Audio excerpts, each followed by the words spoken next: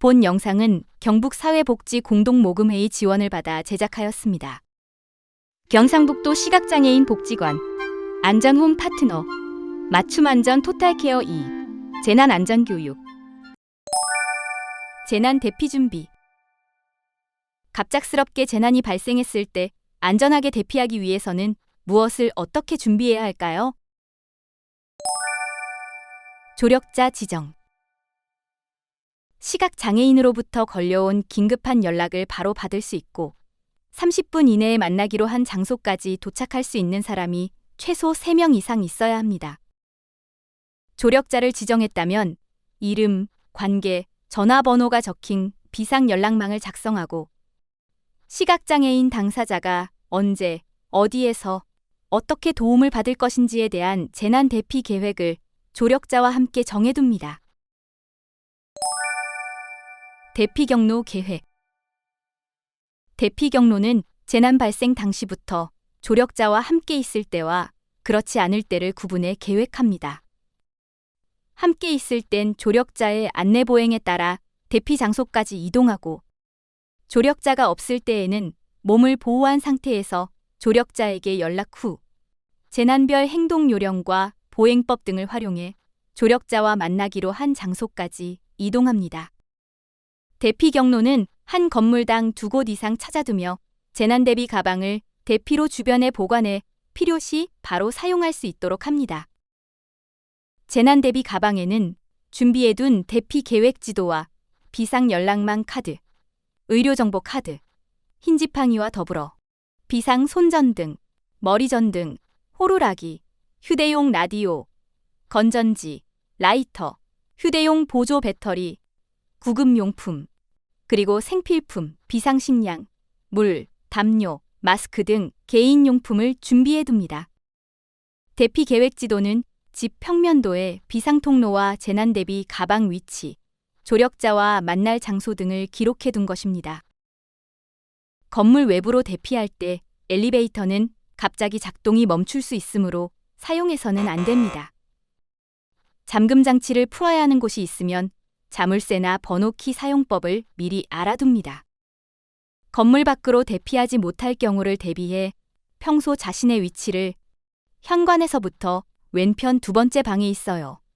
와 같이 설명하는 연습을 해두면 전화로 구조 요청 시 도움이 될 수 있습니다.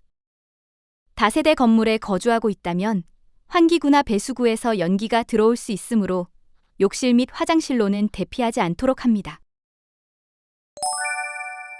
대피 경로 훈련 대피 경로를 계획했다면 조력자와 함께 정기적인 훈련을 진행합니다. 정해둔 대피 경로를 조력자 안내를 받아 이동하며 자세히 파악합니다. 이때 안내 보행이 필요합니다. 조력자와 같은 방향으로 선 상태에서 반보 뒤, 반보 안쪽에 위치한 후 조력자의 팔꿈치를 달걀 쥐듯 가볍게 잡고 이동하면 됩니다. 막다른 길이라 돌아나가야 한다면 서로 마주보는 방향으로 180도 회전해 방향을 바꿉니다. 그리고 시각장애인이 선 쪽에 장애물이 많다면 조력자와 위치를 바꿔 이동합니다.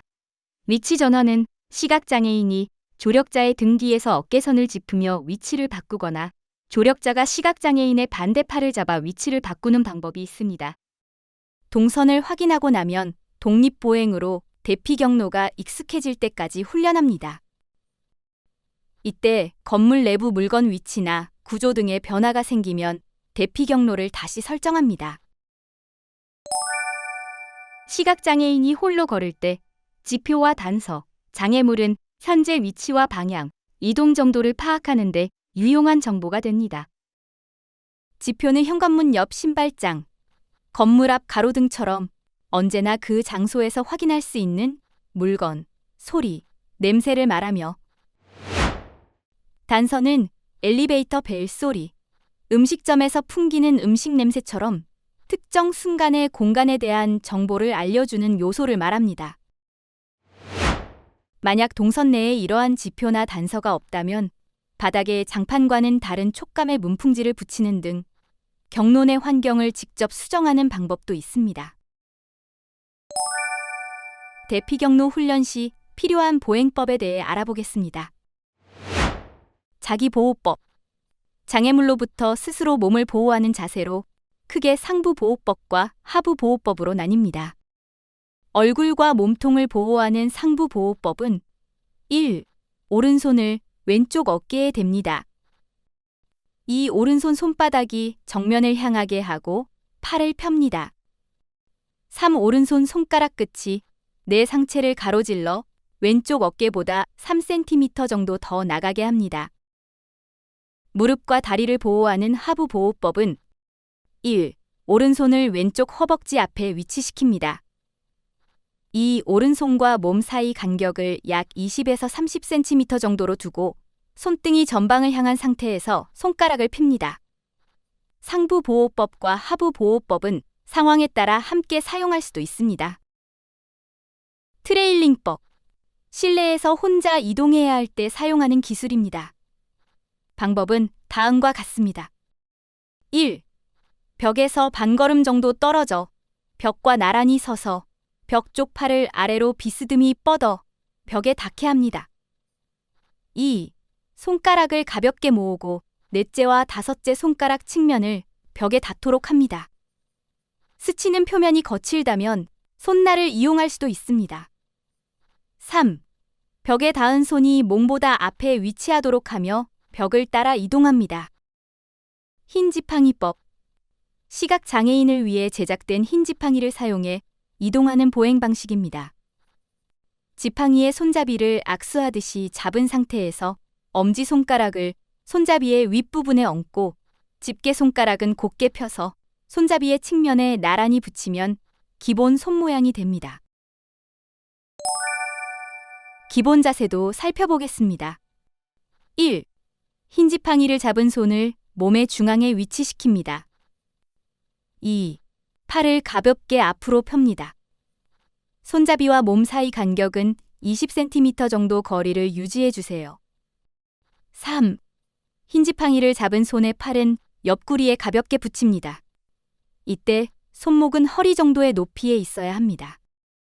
이후 손목을 좌우로 움직여 흰 지팡이로 바닥을 가볍게 두드리며 걸어가면 됩니다. 흰 지팡이는 발이 닿기 전 바닥의 상태를 미리 확인해주는 역할을 합니다. 때문에 오른발을 내디딜 때 지팡이는 왼쪽을, 왼발을 내디딜 땐 오른쪽을 두드려 주어야 합니다. 걷다 보면 발이 꼬일 수도 있습니다. 그럴 땐 반대쪽으로 한 번 더 두드려 지팡이의 방향을 맞춰줍니다.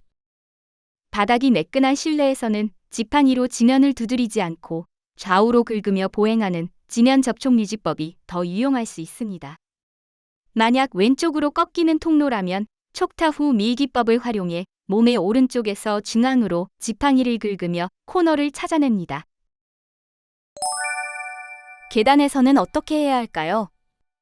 먼저 올라갈 때는 1. 흰 지팡이로 바닥을 치고 그대로 앞으로 미는 촉타 후 밀기법을 활용해 계단을 찾습니다. 2. 흰 지팡이가 계단 입구를 닿으면 지팡이를 수직으로 세우면서 계단 입구까지 다가갑니다. 3. 흰 지팡이로 좌우를 긁으며 계단의 좌우 너비를 확인하고 계단의 오른쪽에 섭니다. 4. 흰 지팡이를 연필 잡듯이 잡고 수직으로 세워 계단의 높이를 가늠합니다. 5. 팔을 펴서 팁이 두 계단위의 계단코에 걸리게끔 합니다. 6. 팁이 계단코에 닿아나는 소리로 다음 계단을 인식하며 올라갑니다. 계단코와 접촉이 느껴지지 않는다면 마지막 계단까지 한두 계단이 남았음을 의미합니다. 마지막 계단 위에 팁을 고정해 올라선 후엔 기본 걷기 자세로 돌아가 이동합니다. 계단을 내려갈 때는 1. 올라갈 때처럼 촉타 후 밀기법으로 계단을 찾습니다. 2. 흰 지팡이가 계단 입구 아래로 떨어지면 입구까지 다가가 빈손으로 계단 손잡이를 잡습니다. 3. 흰 지팡이를 감아쥐고 한 계단 아래로 지팡이를 내립니다. 4. 바닥에 닿을 때까지 계단 측면을 하나씩 치면서 천천히 내려갑니다. 마지막 계단에선 바닥에 팁을 고정해 내려선 후 기본 걷기 자세로 돌아갑니다. 대피 후 건물에서 탈출해 조력자와 만났다면 긴급 상황이 끝날 때까지 조력자의 안내를 따르며 안전이 확보되기 전까지는 건물 안으로 들어가지 않아야 합니다. 대피소에 머물게 될 경우 대피소 책임자에게 시각장애인임을 미리 알리고 조력자의 도움을 받아 대피소 내 게시판이나 게시물의 내용을 전달받습니다. 그리고 대피소 화장실을 처음 이용할 때 조력자와 함께 들어가 화장실 구조, 사용법을 자세히 안내받도록 합니다.